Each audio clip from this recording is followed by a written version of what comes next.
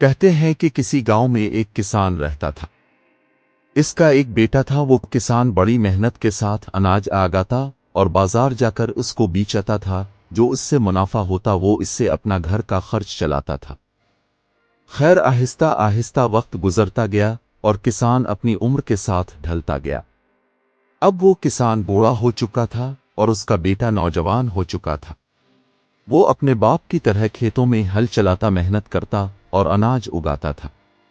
وہ کسان اب کافی بوڑھا ہو چکا تھا اور اس نے اپنے بیٹے کو بلایا اور اس سے کہا کہ بیٹے بات سنو، پہلے تو میں بازار جا کر اس اناج کو بیچ آتا تھا، اب میری عمر جواب دے چکی ہے، اب میں چلنے سے بھی قاصر ہوں، اس لیے لہٰذا تم بازار جا کر اب اس اناج کو بیچ آنا اور جو اس سے منافع ہو وہ گھر لے آنا۔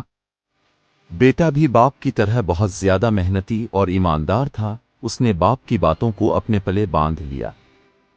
کسان کا بیٹا بڑی محنت اور جستجو کے ساتھ کھیتوں میں چلا جاتا ہے اور وہ کھیتوں میں خوب محنت کرتا ہے اور اناج اگاتا ہے۔ جب اناج پک جاتا ہے تو اپنی باپ کی نصیحت کے مطابق وہ اناج کو اکٹھا کرتا ہے اور اس کو لاد کر شہر کی جانب چل پڑتا ہے۔ وہ کسان جس شہر میں اپنا اناج بیچنے جاتا تھا، اس شہر میں ایک امیر تاجر کی بیٹی اپنے باپ کے ساتھ روزانہ اس بازار میں آتی اور خریداری کرتی تھی۔ وہ بڑی حسین اور جمیل تھی۔ وہ کسان لڑکا بالاخر اس شہر میں داخل ہو جاتا ہے اور ایک جگہ بازار میں ٹھیلا لگا کر بیٹھ جاتا ہے۔ بازار میں کافی رش ہوتا ہے اور لوگ جوک در جوک خریداری کر رہے ہوتے ہیں۔ کافی وقت گزر جاتا ہے لیکن اس کسان کے پاس کوئی بھی اناج لینے نہیں آتا۔ وہ پریشانی اور اداسی کی عالم میں بیٹھا ہوتا ہے۔ تبھی وہ لڑکی اپنے باپ تاجر کے ساتھ خریداری کرتے کرتے اس لڑکے کے پاس سے گزرتی ہے۔ جب اس لڑکی کی نظر اس کسان پر پڑتی ہے جس کے ماتھے پر غم کے اثر صاف نظر آ رہے ہوتے، چہرے پر دھول مٹی جمی ہوتی ہے، وہ لڑکی نہ کچھ کہے وہاں سے چلی جاتی۔ تھوڑا آگے جا کر اپنے والد صاحب سے کہتی ہے کہ بابا جان، ہمارے پاس اناج کی کمی ہے، کیوں نہ ہم تھوڑا سا اناج بھی خرید لیں۔ اس لڑکی کا باپ کہتا ہے کہ بیٹی نہیں، ہمارے پاس تو اناج بہت زیادہ پڑا ہوا ہے اور ہم چودھری صاحب سے بھی لیتے ہیں۔ وہ لڑکی کہتی ہے کہ بابا جان، وہ اناج تو بہت پہلے کا ہے، لیکن آج ایک میں پیچھے تازہ اناج دیکھ کر آئی اور امید ہے کہ وہ ہمیں سستے داموں مل جائے گا، اس لیے اب مہربانی کریں تھوڑا سا اور اناج بھی لے جائیں تاکہ تازے اناج کا بھی مزہ چکھا جا سکے۔ اس لڑکی کا باپ ایک رئیس تھا اور وہ اپنی بیٹی کی بات کسی صورت بھی نہیں ٹال سکتا تھا۔ اس نے کہا کہ ٹھیک ہے بیٹی، وہ اناج بھی خرید لیتے ہیں، دکھاؤ وہ کہاں ہے، تم نے کہاں دیکھا تھا؟ وہ لڑکی اپنے باپ کو اس نوجوان لڑکے کے پاس لے آتی ہے۔ وہ تاجر اس لڑکے سے کہتا ہے کہ یہ نوجوان بتاؤ کس طرح اناج کا دام لگائے ہوئے ہو۔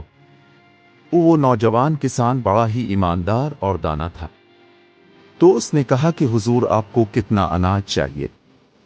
تو اس رئیس تاجر نے کہا کہ تمہارے پاس کتنا اناج ہے؟ تو اس نوجوان نے کہا کہ حضور میرے پاس 8 تھیلے ہیں گندم کے۔ تو اس تاجر نے کہا کہ یہ تو کافی کم ہے۔ تو اس پر نوجوان نے کہا کہ حضور اگر آپ کو اور بھی چاہیے ہیں تو میں آپ کو لاکھ کر دے سکتا ہوں، ہمارے پاس گندم موجود ہے۔ رئیس تاجر نے کہا نہیں نہیں، بس مجھ کو یہ 7-8 تھیلے دے دو اور جو ان کی قیمت ہے وہ بھی مجھے بتا دو۔ تو اس نوجوان کسان نے کہا کہ جناب عالی، اس کی مجھے مناسب قیمت دے دیں اور میرا جو حق ہے وہ مجھے دے دیں، باقی میں آپ سے کوئی زیادہ منافع نہیں لے رہا۔ اس تاجر کی لڑکی یہ سارا قصہ دیکھ رہی تھی اور وہ اس سے کافی متاثر ہو چکی تھی۔ اس کسان نے وہ سارے تھیلے اس رئیس تاجر کو دے دیے اور اپنا منافع لے لیا۔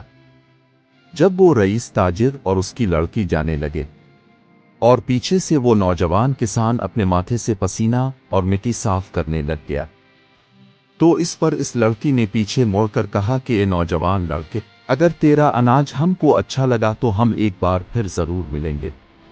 نوجوان کسان نے اس کا بڑا احترام سے شکریہ ادا کیا اور وہ نوجوان کسان اپنا گدھا گاڑی لے کر اپنے گاؤں کی جانب چل پڑا۔ وہ بڑا خوش تھا کہ خدا نے اس کی بڑی جلدی سن لی اور کھڑے کھڑے اس کا سارا اناج بک گیا۔